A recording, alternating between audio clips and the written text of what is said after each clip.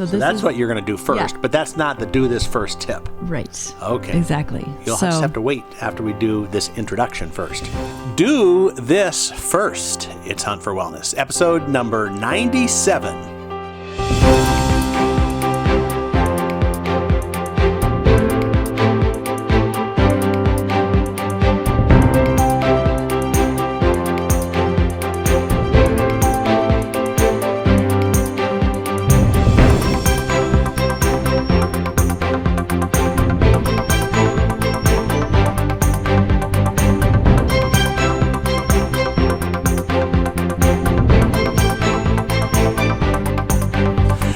Welcome to Hunt for Wellness. I'm John Hunt. And I'm Christy Hunt. And this is the show where we help you live your best life, mind, body, and spirit. And this episode of Hunt for Wellness is brought to you by waterdistillers.com. Great machines that provide great water for your great wellness. Go check it out at waterdistillers.com. But first, I have to do this. Yes. What do I have to do? You've got me hooked already, and it's just the first part of the show. I know. Well, we have to wait a few minutes. Okay, so we're not going to be actually doing it first, but... Well, we're going to tell you what it is soon. Soon. Okay, stay tuned. It's like one of those little teasers, you know? Yes. Okay, do this first. Mm-hmm. Like first things first. First things first. Right? Right, and usually when you're... The 7 habits? Yes, and when you're talking about something, you have kind of like the background information. Right. So that's what you're going to do first, but that's not the do this first tip. Right. Okay. Exactly. You'll just have to wait after we do this introduction first. So what we eat matters, and we always talk about eating organically and eating healthy food, fruits and vegetables, all that kind of thing. But I found a new way to eat, still eating organically, eating good things, free range, pasture raised eggs, all that kind of stuff. But what we eat and how we eat it matters. And we can make some simple changes to actually feel better. Right. And so scientists have been studying food for many years, but in the last about 5-6 years, they've discovered how we react to food in real time. Ooh. Real-time feedback. And so one of the metrics that's made a huge difference is blood sugar or glucose in our blood. Yes, and we know that when we eat certain foods, that spikes up, doesn't it? It's kind of like the, you'd have a little ice cream and... Yes, we've kind of known that. And people have thought, oh, well, that just really matters for people with diabetes, people that have low insulin and they need more insulin. But no, it actually is important for all of us, for all people. And so glucose is the main source of our energy. It comes from the food that we eat, and it's carried to our bloodstream and then to our cells. And the concentration in our blood of this glucose fluctuates throughout the day. And sharp increases are called glucose spikes. And that can affect everything from your mood, your sleep, your weight, your skin, your immune system, your risk for heart disease and other diseases, and fertility. Wow. So it's very significant. And we haven't really known that much about it for a while. Well, we hear a lot of things about people that diet. I'm cutting all sugar out. But it's not necessarily bad. Sugar is not in and of itself bad, right? Right. I mean, and it's very hard to find things that don't have some kind of sugar in them. Right. Right? Right.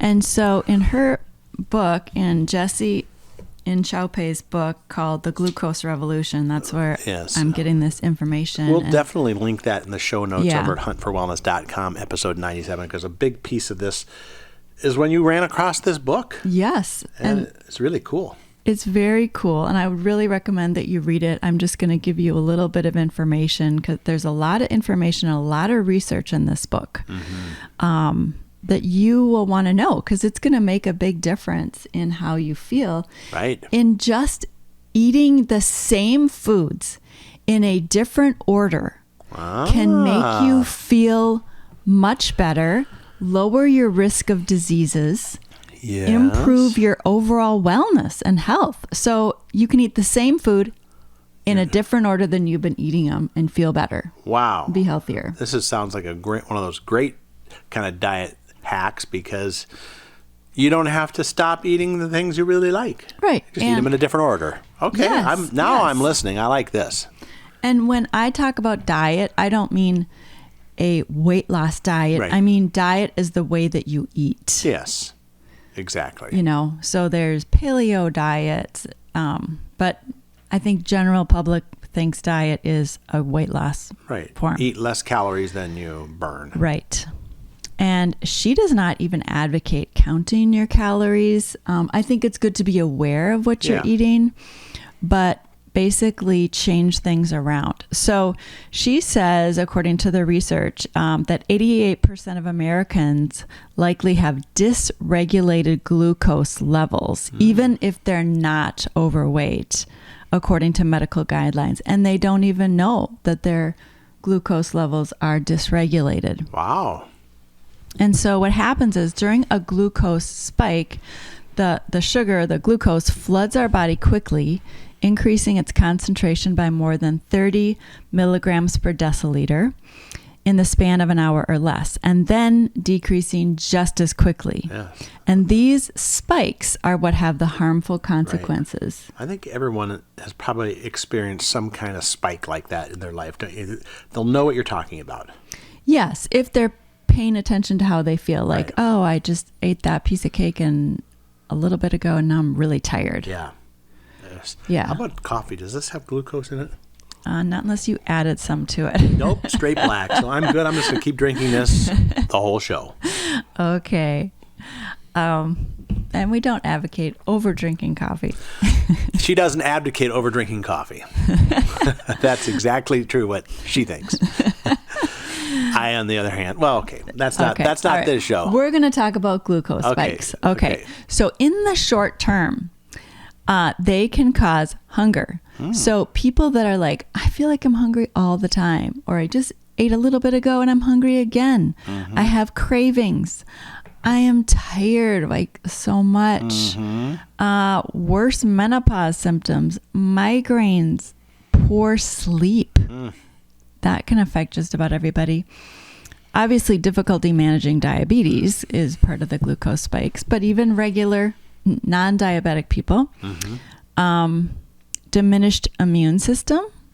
And if your immune system is diminished, you're at risk for all kinds of diseases, including cancer and a worse cognitive function. That means your brain is not working well, which we don't want that. And when you're younger, you don't really think about that. Right. But as people age, oh my goodness, that becomes almost the number one thing that they're concerned about.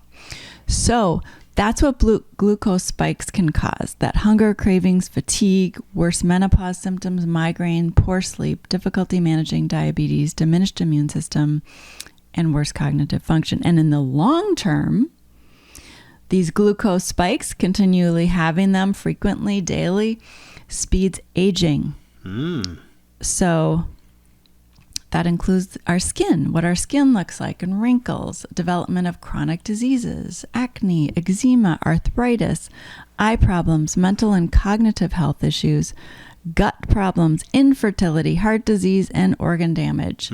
So it's pretty significant, wouldn't you say? Yeah, absolutely. Wow. Yeah. That's incredible. It is. So just by changing the way we eat can lower our risk of all these diseases and fatigue and hunger cravings, and people lose weight. They even lose weight just by changing around the way they eat. So I think we're getting into that thing about what do we do first? Right. Right? Right. Okay. We've been waiting all along here. I know. It's not that long. I know. It's okay. But so we can lower those curves and lower those spikes by just changing the way we eat. So here it is. Eat your veggies first. Eat veggies first. There's the show, ladies and gentlemen. But yeah, I mean, it sounds too simple. I know. But, it's interesting, like in a restaurant, they bring you the salad first. Exactly. There must be some precedent for this. Yes. Don't eat the bread first. Yes. Oh, yeah. So they bring you the basket of bread first. Yes. No. We want the veggies first. Like if you go to a really nice restaurant and you want to have some wine, they give you the wine first. No, don't drink it. And they give you the bread. Nope, don't eat them. Yeah, usually they give you the bread so that you're so full by the time the main course comes. It doesn't matter if they give you just a small amount. No, it actually spikes your blood sugar. And makes you want more. Yes. And then you overeat. Yes. Ugh. So there is a purpose in it. Okay. They want you to eat more and spend more at their restaurant. There we go. Okay. So just say, veggies first. Give me my salad first. Yes. Could I have the salad before the wine, the bread, and the main course? Exactly. So this is the order you want to eat. You want to eat your veggies first, which is fiber. Okay. Then protein and fat, then starches, and the sugar last, which makes sense. This is how regular food is served. First a salad, then your main course with your protein, fat, and starches, and then dessert. Right. So Except now you have to have the bread for dessert too. Well, no, you can have the bread with the main course. Okay, yeah. But that's just got say, starch in it, hold off on the bread. Yeah. Okay, bring me the salad or the vegetables and dip. But if you eat vinegar, which you can have on your salad, ask for vinaigrette on your salad. Yeah. That vinegar actually helps lower the blood sugar. It's really cool. One of her hacks is reach for the vinegar before you eat. And she says the positive effects of vinegar are many. As little as 1 tablespoon a day significantly decreases blood glucose levels, and it doesn't actually increase insulin levels, which isn't the greatest for you either. So it lowers them. And it's a lot easier to take vinegar, though, on a piece of lettuce than it is to take it straight. So what she says is do a tablespoon of vinegar, like apple cider vinegar, in a glass of water and then drink it with a straw. Okay. She said if it's too much, start with a teaspoon or a half a teaspoon. Okay.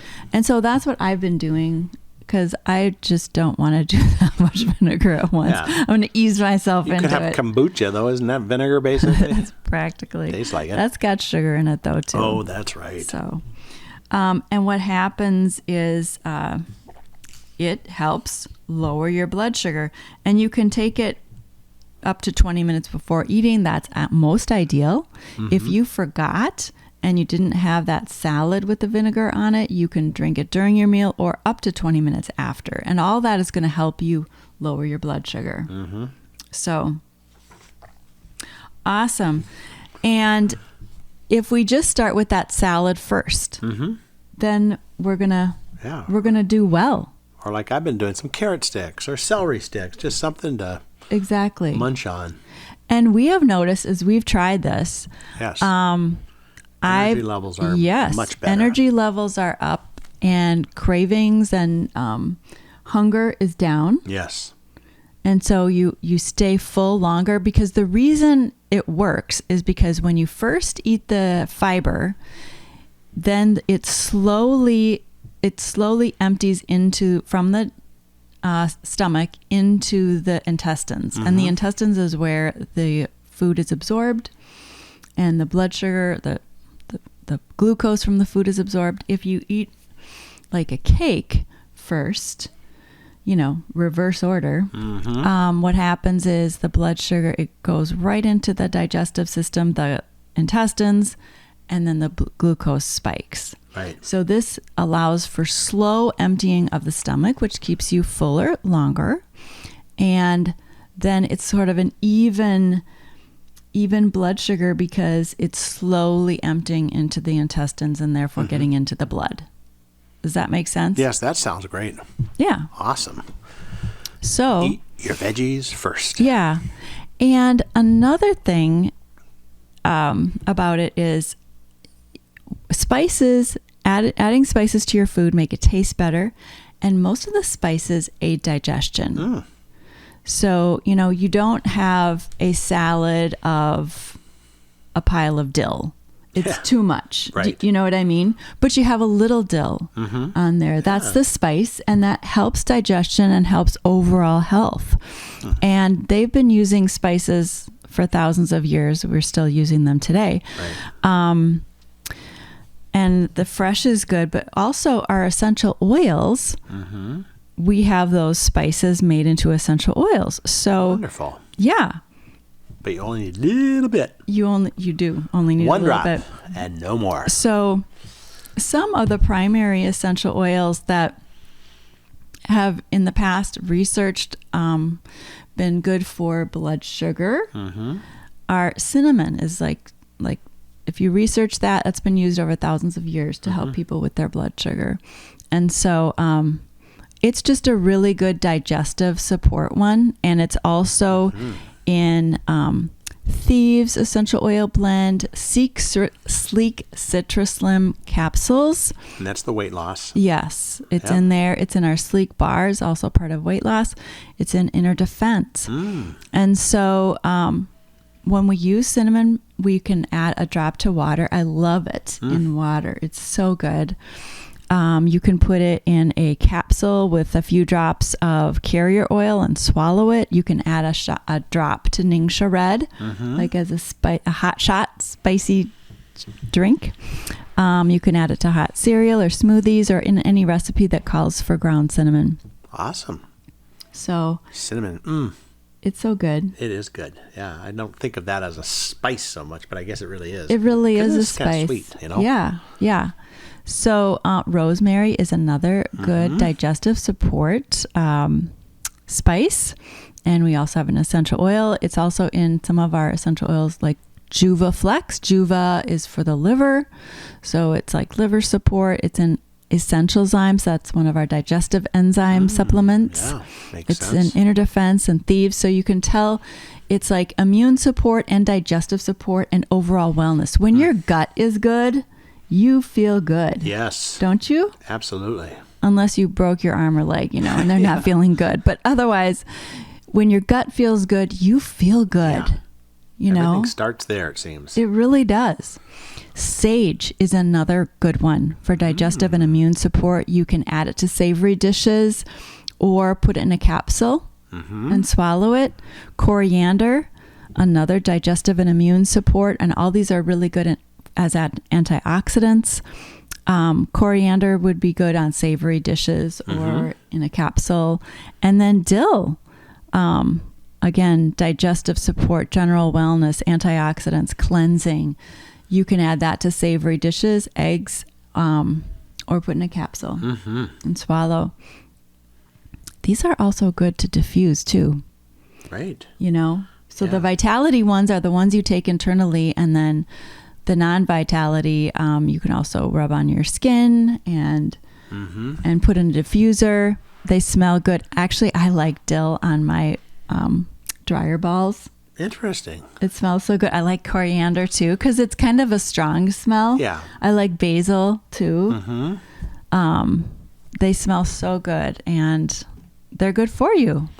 Awesome. So if we learn one thing from this podcast today, which is, what do we do first? We eat our vegetables first. Eat your veggies first. Yeah. You do that, your whole life will change. No, it really does help. And just try it out. Try it out for a few weeks before you get into anything else. Whether it's a little salad, carrot sticks, whatever you want to do, whatever vegetable you like to eat that first, and you'll be really surprised. Yes. We'll also put a link in the show notes for The Glucose Revolution, and it's a book you can get probably on Amazon or wherever you want to buy your books. Yep. And great. I would recommend the hard copy. I don't know if it's an Audible book, but I'd recommend the hard copy. It's got a lot of those graphs in there, so it's something that you visually want to take a look at too. Yes, and you want to reference back to. So awesome. Yeah. Well, this episode of Hunt4Wellness is brought to you by waterdistillers.com. Great machines that provide great water for your great wellness. But before you drink that water, eat your vegetable first. And check out waterdistillers.com over at waterdistillers.com. and then eat your vegetables, and then drink your water, have your protein, everything else you want, including the bread. Yes, later. in the meal. And we'll talk to you next time on our next episode of Hunt4Wellness.